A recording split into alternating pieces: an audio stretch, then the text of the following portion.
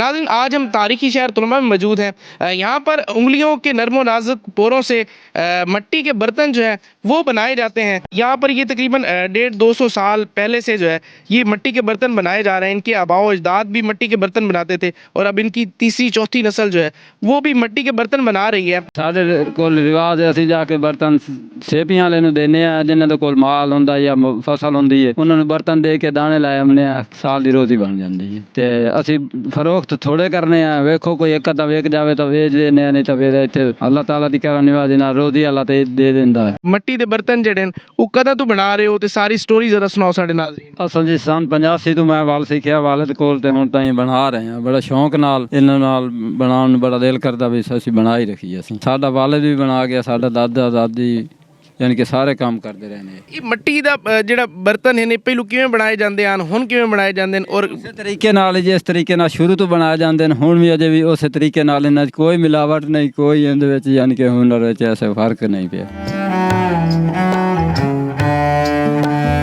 ਅੱਛਾ, ਇਹ ਦੱਸੋ ਕਿ ਮਿੱਟੀ ਦਾ ਬਰਤਨ ਜਿਹੜਾ ਉਹ ਬਣਾਇਆ ਕਿਵੇਂ ਜਾਂਦਾ ਹੈ, ਸ਼ੁਰੂ ਕਿਵੇਂ ਹੁੰਦੀ, ਸਾਰੀ ਤਰਤੀਬ ਜਿਹੜਾ ਤੁਸੀਂ ਸਾਡੇ ਨਾਜ਼ਰੀਨ ਦੱਸੋ। ਸ਼ੁਰੂ ਤੋਂ ਮਿੱਟੀ ਖਾਸ ਲੈ ਆਉਣੀ ਪੈਂਦੀ ਹੈ, ਚੀਕਣੀ ਮਿੱਟੀ ਹੁੰਦੀ ਹੈ। ਉਸ ਤੋਂ ਬਾਅਦ ਇਹਨਾਂ ਨੂੰ ਵੇ ਕੇ ਫਿਰ ਮਿੱਟੀ ਬਣਾਉਣੀ ਪੈਂਦੀ ਹੈ, ਬਣਾ ਕੇ ਤੇ ਫਿਰ ਉਸ ਤੋਂ ਬਾਅਦ ਬਰਤਨ ਤਿਆਰ ਕੀਤਾ ਜਾਂਦਾ।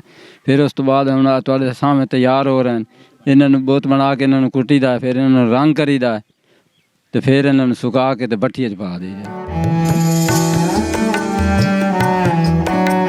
यासीन साहब, मैंने ज़रा दसो कि तुसी ਜਿਹੜੇ ਮਿੱਟੀ ਦੇ ਬਰਤਨ ਬਣਾਉਂਦੇ ਹੋ ਇਹ ਕਿਵੇਂ ਵੇਚਦੇ ਹੋ? ਮਤਲਬ ਸ਼ਹਿਰਾਂ ਦੇ ਵਿੱਚ ਤਾਂ ਲੋਕ ਬਣਾ ਕੇ ਵੇਚਦੇ ਨੇ, ਤੁਹਾਡੇ ਕੋਲ ਕੀ ਰਿਵਾਜ ਹੈ, ਤੁਹਾਡੇ ਇਲਾਕੇ 'ਚ ਕੀ ਰਿਵਾਜ? ਸਾਡੇ ਕੋਲ ਰਿਵਾਜ ਹੈ ਅਸੀਂ ਜਾ ਕੇ ਬਰਤਨ ਸੇਪੀਆਂ ਵਾਲੇ ਨੂੰ ਦਿੰਦੇ ਆ ਜਿਨ੍ਹਾਂ ਦੇ ਕੋਲ ਮਾਲ ਹੁੰਦਾ ਜਾਂ ਫਸਲ ਹੁੰਦੀ ਹੈ ਉਹਨਾਂ ਨੂੰ ਬਰਤਨ ਦੇ ਕੇ ਦਾਣੇ ਲਾਏ ਆਉਂਦੇ ਆ, ਸਾਲ ਦੀ ਰੋਟੀ ਬਣ ਜਾਂਦੀ ਹੈ। ਤੇ ਅਸੀਂ ਫਰੋਖਤ ਥੋੜੇ ਕਰਨੇ ਆ, ਵੇਖੋ ਕੋਈ ਇੱਕ ਅੱਧਾ ਵੇਚ ਜਾਵੇ ਤਾਂ ਵੇਚ ਦਿੰਦੇ ਆ, ਨਹੀਂ ਤਾਂ ਫਿਰ ਇੱਥੇ ਅੱਲਾਹ ਤਾਲਾ ਦੀ ਕਰਮ ਨਿਵਾਜ਼ੀ ਨਾਲ ਰੋਜ਼ੀ ਅੱਲਾਹ ਤੇ ਦੇ ਦਿੰਦਾ ਹੈ। नाजरीन, हमारे साथ एक और भाई भी मौजूद हैं। ये भी जो मिट्टी के बर्तन जो हैं वो बना रहे हैं और इनसे भी हम जानते हैं कि ये कब से मिट्टी के बर्तन बनाते हैं। अस्सलाम वालेकुम जी। वालेकुम सलाम। सर, तुसी मैं ज़रा दसो अपनी हिस्ट्री, तुसी कदों तो मिट्टी के बर्तन बना रहे हो, तुहानू किवें शौक लगा और ये किवें बनाइंदे हो, पूरा प्रोसीजर भी सानू दसो साडे नाज़रीन। ये जी वाले साडा बनाइंदा है जी, ते हट के ते दरसे चो हटिया ते फिर वालिद ने फिर मिट्टी का वाल सिखाया, मिट्टी बनावनी सीखी, वो बना बनू के फिर भाई दे रले बोत बनावने सीखे, बोत बना के फिर कुटाई हाथ नाल करी दी है, बोत नू खुलियां करीदा है जिवें घड़ा तैयार होई दे इस तरह घड़ा तैयार करीदा, रंग रोगन करीदा ते फिर इनू हट के सुका के ते भट्ठी नू साफ सुथरा करके फिर भट्ठीए पकाई देन। तीसरे दिन असां भट्ठीए चों कढ लईदे ते उस तो बाद फिर इन्हों घरां च देईदा सेपी वालियां नू ते उत्थों कणक सानू मिलदी है, कोई 10 सेर दे लैंदा, कोई 20 सेर दे, कोई मण दे, इस तरह लियान के ते फिर कणक असां घर रखने आ, साल दी रोज़ी तैयार हो वैंदी है। उस तो बाद कोई मोला ला जावे उन्हां नू 200-250 घड़े दा कहवीए ते कहंदे आ 100 रुपया ला लो,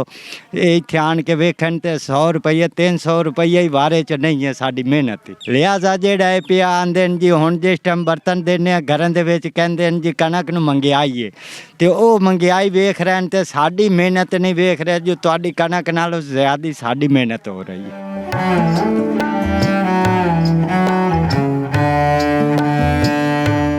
अच्छा नाजरीन, मैं आपको ये भी बताता चलूँ, ये कदीमी शहर, तारीखी शहर जो तुलम्बा है, इस पर मिट्टी के बर्तन कोई पैसों के लिए नहीं बनाए जाते। ये सदियों पुराना जो काम है, ये जो नाजुक उंगलियों के पोरों से इस पर कशीदाकारी भी करते हैं, इस पर नक्श निगारी भी करते हैं, फूल बूटे भी बनाए जाते हैं, तो ये पैसों के लिए नहीं बनाते। ये सारा साल जो है वो इंतज़ार करते हैं गंदम का आने का। जब गंदम के सिट्टे जो हैं वो सुनहरी हो जाते हैं तो तब ये अपने मिट्टी के बर्तन बनाना शुरू कर देते हैं। मिट्टी के बर्तन बनाकर ये अपनी गधा गाड़ियों पर लादते हैं और फिर ये मुख्तलिफ़ इलाके के जो बड़े ज़िम्मेदार होते हैं उनको जाके ये मिट्टी के बर्तन देते हैं और इसके इज़्व ये उनसे जो है गंदम जो है वो साल की इकट्ठी करते हैं। अपने मेज़बान को इजाज़त दीजिए, अल्लाह हाफ़िज़।